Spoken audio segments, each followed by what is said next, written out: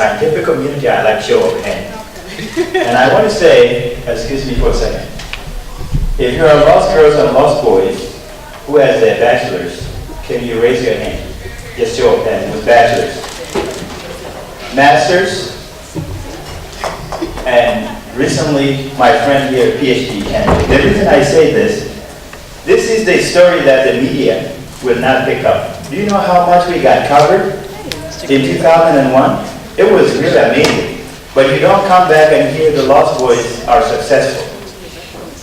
Finally, some of you guys may remember, the good thing I like about talk today is when the war started, I was in war. And you representative may remember, I was the one that coordinated our American U.S. to come and evacuate me. And our plane got shut down. What I saw in war was more lost boys, lost girls being created. And what is so sad, and actually what lived with me, is the fact here I am with American passport that I'm proud to be here. David's mother is not here. If it hadn't been that American passport, I could tell you this, I wouldn't be here today. If it hadn't, and you know what's so unique in this room also? There are all ethnic groups. We have Dinka, Nuer, you name it, Bari. But the good news is at least we're not shooting each other. But we are sitting in one room. If we can do this here in the United States, the question is, how do we take it in South Sudan? So I'm coming to the question here. So here's the question, Prince Ambassador Lehman. I don't want to blame anybody, but from your perspective, there seemed to be a sign that we, the U.S. government, who delivered this baby, that we could have really helped, such as setting up good constitution. So shed lights on that, that's one aspect. Now, as much as I'm advocating for the program, let's think about it, finally, is that before we, the lost boys, go there, we have to go in a conducive environment. How do we go and help them when there's insecurity? So it's coming back to the peace. As long as we have geniuses and Einstein here, we can be Einstein when there's peace, return to South Sudan, and how can that be achieved? And so I don't know who can answer that. And then finally, Congresswoman Bass, I hope this is the beginning of the relationship of the lost boys, lost girls on Capitol Hill. That is not just one day breakfast, but we continue this talk. And advocacy takes time. And I understand, as we speak now, Syria is on top of the agenda. But I want you, as you guys know, that we will work with you to make sure South Sudan is on the top of the agenda to go to the White House. Thank you. There was a lot of hope on the one hand. On the other hand, a lot of effort was available, not always used. On the Constitution, we had a team there from the National Democratic Institute to help work on the development of the Constitution, but it was not used. We had a team there from the International Republican Institute to help strengthen the role of the party, the SPLM. They were not used. We were working to improve the transparency in the economic and budgeting area, and the key finance minister was fired. So we missed a lot of opportunities. We didn't anticipate the degree to which the country could collapse the way it did. Whether we could have done more, etc., is something I think all of us agonize over. Now, what can be done and what should be the role of the U.S.? First of all, let me say that I think, in listening to the accounts of all the talent that is represented here, I think it's very important to make that available and make that known to people like the Joint Monitoring and Evaluation Committee in Sudan, South Sudan, headed by former President of Botswana, Festus Moai, because those institutions that have to be rebuilt and strengthened need talent. They need people. And it's up to that monitoring commission to make sure that the talent that's represented here is used. and not simply pushed aside and political appointees or ex-military or whatever put in those places.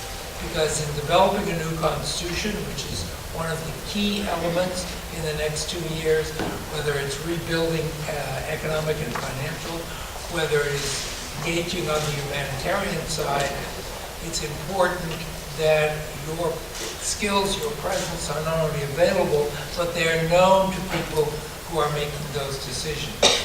I also think, I know my successor, Don Booth, works tirelessly on this, as does Ambassador McPhee and others, on trying to make this peace process work.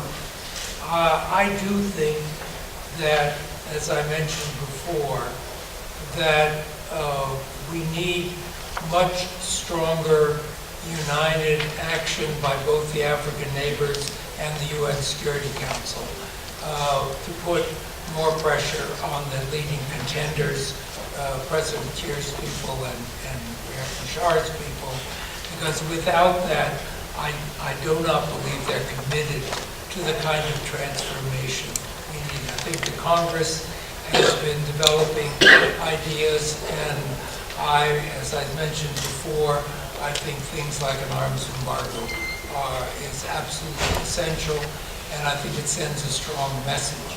But it has to be a unified effort by the Africans, by the U.S. and the Security Council.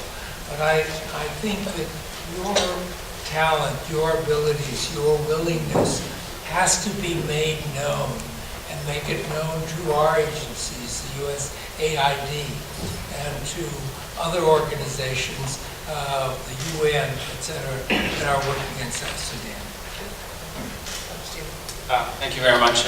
These are important issues to explore, but the question that I would have rather asked is, given the fact that Dr. Riek is on the way back to Juba to implement peace with President Kiir, is what could be done differently compared to what was done previously during the CPA, and that is desired. This question is desired given the fact that, as Ambassador Princeton pointed out, there were a number of activities that went into the governance structures, reforms of the army, you name it, from the international community, and the U.S. in particular spearheaded the majority of those. But in the end, the results are hardly seen. And so the platform is not to set any blames out for anyone, but to be able to admit that some of the things were not done right by all of us, be this people or institutions, South Sudanese or international. And one of the aspects of previous activities that I think led to failure, the fact that the international community provided a lot of money, but not necessarily provided the capacity building programs in terms of transition. I remember being stationed as an American at the Ministry of Labor as well as Defense as an advisor on American tax money. And my job there was to facilitate capacity transition for South Sudanese. Well, that did not happen. And you know why? Because majority of us that left the West to go do the work there ended up being the one doing the work and not South Sudanese. So there was no capacity facilitation whatsoever. The joint donor fund that was delivered for a number of years, constituting about $700 million, was to support services and a number of training programs. But all of that was wasted. And I think this question is fundamentally important, and how to reframe things in South Sudan, including supporting a new program that facilitates young people to return and be inserted for a number of years with support from the US government and the EU and other countries with money to be able to support that capacity building program. Because once you go as a local South Sudanese wanting to be there, you are there for life. As opposed to an American who is there to make money and return it to the US. And so we need to shift away from